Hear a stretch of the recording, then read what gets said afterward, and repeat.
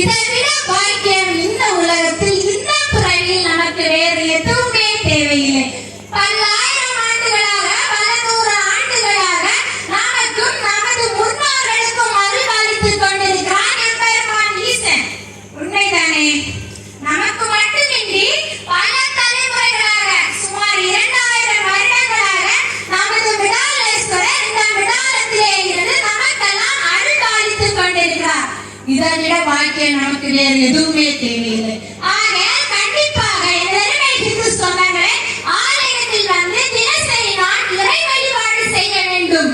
துப்பு உடையாரை அடைவதெல்லாம் சோர்விடத்து துணையாவார் என்றே ஒப்பிலே நாயினும் நின்னணிந்தேன். ஆணைக்கு நீ அருள் செய்தமையால் ஏற்று எனை வந்து நலியும் போது அங்கு ஏதும் நானனை நினைக்க மாட்டேன்.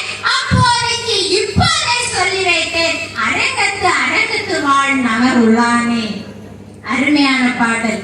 அதாவது எனக்கு மறுமை என்ற ஒன்று, அதாவது மரணம் என்ற ஒன்று எனக்கு வரும்போது நீ என்னை காக்க வேண்டும். அதற்காக நான் உன்னை தினசரி வந்து வழிபாடு செய்கிறேன். நீ வந்து அருள் பெரியக்கூடிய அளவுக்கு நான் ஒரு பெரிய ஆளும் கிடையாது. இருந்தாலும் அன்று முதலில் வாயில் அகப்பட்டுக் கொண்ட யானை கஜேந்திரா என்ற ஒற்ற வார்த்தையை அழைத்தவுடன் ஓடோடி வந்து காத்தருள் புரிந்தாயே. அதே போன்று நீ எனக்கும் அருள் புரிவாய் என்ற நம்பிக்கை உன்னிடம் நான் சொல்லி வைக்கிறேன். எனக்கு மரணம் வாய்க்கும் போது மரணம் தருவாயில் உன்னை எனக்கு கூப்பிட முடியாது, வழிபட முடியாது, என்னுடைய தேவைகளை உன்னிடம் சொல்ல முடியாது. காரணம், நான் பல சூழ்நிலைகளுக்கு ஆளாகி இருப்பேன். ஆக இப்போது உன்னிடம் நான் சொல்லி வைக்கிறேன், எனக்கு மரணம் வரும் காலத்தில் மரணத்திலிருந்து, அதாவது மரணிக்காமல் தப்புவதல்ல, நம்மளுடைய ஆத்மாவானது இறைவனுடைய இறைபதத்தை அடைய இறைவா நான் நல்லவனாக நல்ல உடல் ஆரோக்கியத்தோடு இருக்கும் போதே உன்னிடம் நான் சொல்லி வைக்கிறேன். ஆகையால் எதிர்மை சொந்தங்களே, கண்டிப்பாக நீங்கள் அத்தனை பேரும் ஆலயம் வந்து தினசரி இறை வழிபாடு செய்ய வேண்டும். அடுத்தது, ஆலயம் வந்தால் மட்டும் போதுமா? போதாது.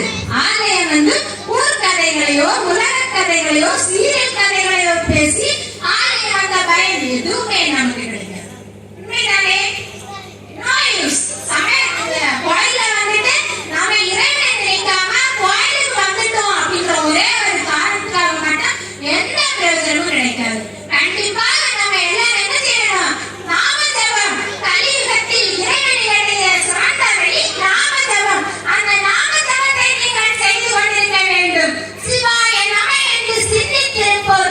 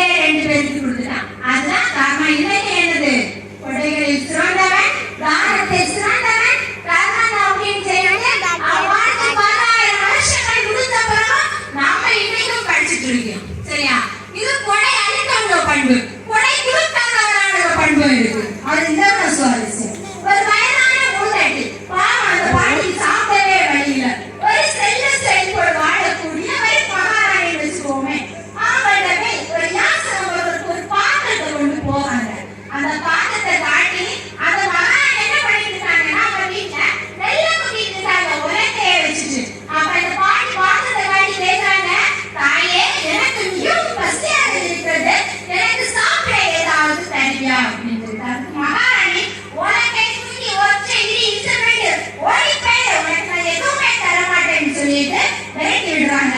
ஓகே, அதுக்கு நாட்கள் கழிச்சு பாட்டிக்கு போட்டாங்க. இந்த மகாராணிக்கு மரணம் வருது.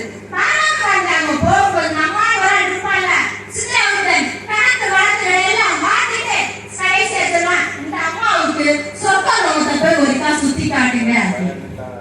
இவதான் யாருமே தானத்தை பண்ணல, தர்மத்தை பண்ணல, நல்லாலும் கிடையாது. இவனுக்கு ஏன் சொர்க்கலோகத்தை போய் ஒருக்கா சுத்தி காட்டணும் அப்படின்னு சொல்லி கேட்கறாங்க.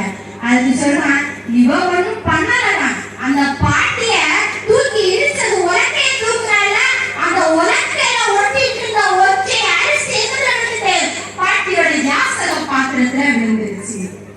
இதை விட வேணுமா?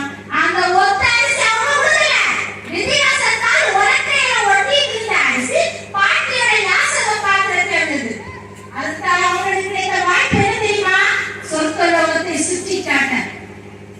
ஆகையால் நம்ம எல்லாரும் என்ன செய்யணும்? நம்மளால எவ்வளவு முடியுமோ ஒவ்வொரு ஆண்டும் ஒவ்வொரு நிலைமை, ஒவ்வொரு கஷ்டங்கள், ஒவ்வொரு சூழ்நிலைகள் அவங்களால எவ்வளவு கொடுக்க முடியுமோ அவ்வளவு கண்டிப்பாக நீங்க எல்லாருமே கொடுக்கணும். கொடை கொடுத்தால் மட்டும் போதாது. உங்களை போல நம்மை போல பிறரை நமக்கு என்ன செய்யணும்? நேசிக்க தெரியணும், அன்பு காட்டணும். அன்பும் சிவமும் இரண்டென்பார் அறிவிலா, அன்பே சிவமாவது ஆறும் அறிவிலா, அன்பே சிவமாவது ஆறும் அறிந்தபின் அன்பே சிவமாய் அமர்ந்திருந்தாரே. உங்களுக்கே இந்த பாடல் ஈஸியா புரிஞ்சிடும். அன்பும் சிவமும் ரெண்டு நிலைமை யாரு? அறியாதவன். அறியாத முட்டாள்தான் என்ன சொல்லுவான்?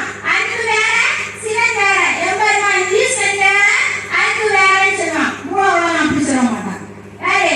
அன்பு சிவமும் ரெண்டுமே எப்போதுமே என்னைக்குமே ஒண்ணுதான் அப்படின்னு சொல்லிட்டு அவன் என்ன பண்ணான்? மற்றவங்கள்ட்ட அன்பை காட்டி சிவனுடைய அருளை ஈஸியா பெற்றுருவான். சரியா? அன்பு சிவமும் ரெண்டு தெரியவே அறியாதவன். ரெண்டுமே ரெண்டு அப்படின்னு நிறைய பேர் அறியாதவங்க இருக்காங்க. அப்படி ஒருத்தன் அதை செய்யும் போது அவன் எம்பெருமான் ஈசனுடைய அருளை ஈஸியா பெற்றுருவான். நீங்க எல்லாம் சாரதா தேவி கேள்விப்பட்டிருக்கீங்களா?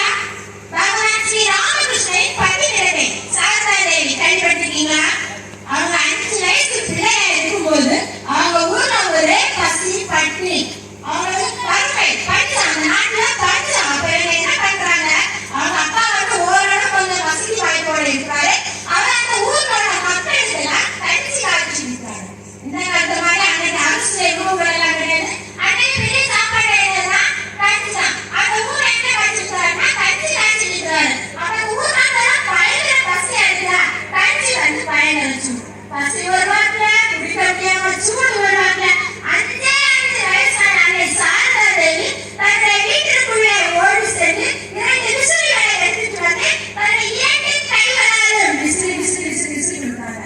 யாரெல்லாம் சூடுகால சாப்பிட முடியாம கஷ்டப்பட்டு இருந்தாங்களோ அவங்க அத்தனை பேருக்கு வீசி வீசி கொடுத்தாங்க. இப்படி இருக்கணும் அன்பு. நம்மளாம் என்ன செய்யணும்? நம்மளை போன்ற